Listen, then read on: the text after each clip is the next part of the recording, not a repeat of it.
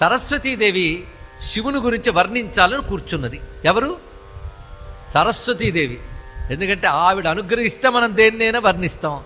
అలాంటిది ఆవిడే వర్ణించాలని కూర్చుంది శివుని గురించి.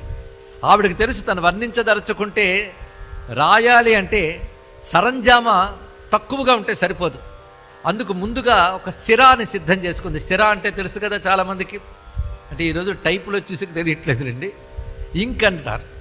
సిరా తయారు చేసుకోవడం కోసం ఏం చేసిందంటే ఒక కాటుక కొండ తీసుకొచ్చి సముద్రంలో కలిపిందిట.